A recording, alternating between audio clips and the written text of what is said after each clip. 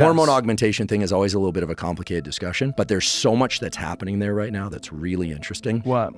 Well, for instance, sort of back to the topic of supplements, I always say, look, their behaviors are the fundamental layer. You have to do the right things for anything, for sleep, for learning, for sports performance. But then there's nutrition, supplementation, prescription drugs, and then off-label stuff, right? Mm-hmm.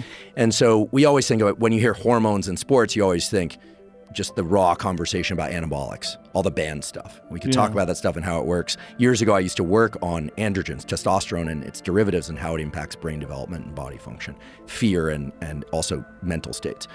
But there's a category of supplements that are very interesting that for most people who aren't exploring testosterone augmentation for sport, work very well to increase testosterone by about 100 to 200 points.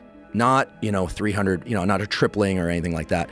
And the main ones are two substances. One is called Tongat Ali. Oh yeah, because what happens is the testosterone molecule, it's basically carried in a cargo. So it can be in its free form, unbound form, free testosterone. And everyone says, oh, I want more free testosterone. You want more, but these what are called sex hormone binding globulins. So there's something called sex hormone binding globulin and albumin. They carry the testosterone molecule to the different tissues of the body. So you don't want all your testosterone free. You want some of it bound up so that it can be delivered to the different tissues, including your brain. But if you have too much sex hormone binding globulin, the testosterone can't really do its things, okay? So Tonga Ali, about 400 milligrams per day, has the effect of raising free testosterone and overall testosterone by about 100 to 200 points. And so we're not talking about full TRT or blasting, or now that I'm always amused on YouTube, they now call it sports TRT. That's when you get above 200 milligrams per week. This is basically, you've got TRT, which is typically about 200 milligrams. So the typical dose of testosterone replacement therapy is 200 milligrams given once every week to 2 weeks. That a lot of people who think they need TRT, when I hear about guys in their 20s and 30s, look, I'm in my mid-40s, and I can tell you that you can get and maintain very healthy testosterone levels without TRT if you do the right things, the behaviors, the nutrition, all the other stuff. It'd be an interesting conversation to talk about the role of testosterone in neural repair. It's but when you look at TRT, the way that the clinics and the doctors typically do it is to give 200 milligrams and then send people out for 2 weeks, and then they come back because they can charge them to come back repeatedly. It's clear that without any TRT, the testes normally make anywhere from 7 to 15 milligrams of testosterone per day.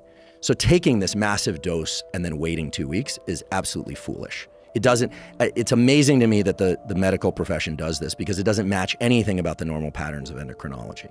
It's just not how the body works. 20 to 60 milligrams every few days, every third day, much more closely matches the normal pattern of release and avoids these estrogenic crashes. And a lot of problems that are layered onto estrogen are actually problems with prolactin, which is a molecule that's involved in milk letdown in lactating women. It's down the sexual desire and aggression. This is interesting about prolactin. So this happens in brooding birds, and it happens in humans. They've done this. A study published in the journal Nature, which is our kind of apex journal, showed that when the husbands of pregnant women, because of something, maybe a pheromone, maybe some odor of the pregnant woman, actually increases the man's prolactin when they're pregnant, puts body weight on the guy, starts laying down body fat, presumably to prepare the father for the long sleepless nights ahead, because humans have always co-parented. So it's a very interesting thing, but the way you describe it is correct. Now, for people that aren't getting prescribed TRT but want the increase in testosterone, there are these plant compounds like Tonga Ali, and another one which is very interesting. It's a Nigerian shrub called Phaedogia agrestis, and it mimics luteinizing hormone, which is the hormone that comes out of the hypothalamus that stimulates the testes if you got those, and the ovaries if you've got those, to make more testosterone or estrogen.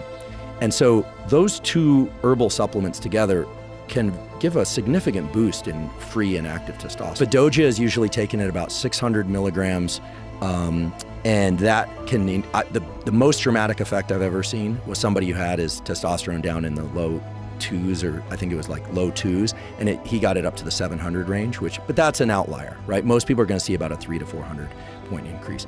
Testosterone has the effects we're all aware of, like deepening the voice, facial hair, muscle growth, recovery, etc.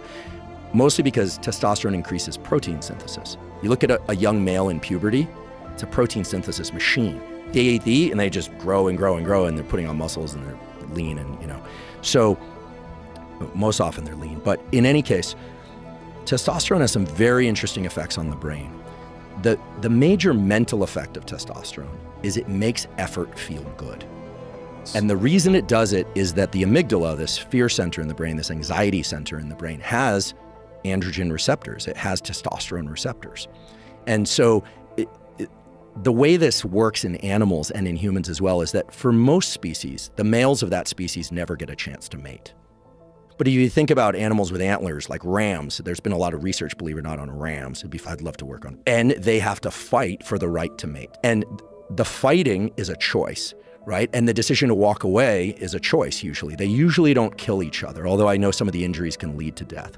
So testosterone, these surges in testosterone that happen seasonally in certain species like rams, or even these little hamsters, the males will rip each other's testicles off in order to fight for the right to mate. So males of a given species have to actually overcome the fear of pain and punishment. And the surge in testosterone is what causes the shift to the willingness to engage in battle. And so when humans are taking low doses or reasonable doses of testosterone, or they're increasing their testosterone, or they're going through puberty, effort and leaning into pain and challenge actually has the effect of making the body feel soothed and good. It's a drive.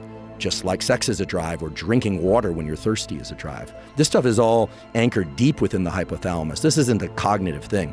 And why, when people are testosterone depleted, they feel depressed, and when people have a surge of testosterone, they feel relief and anxiety, provided it's in the appropriate range.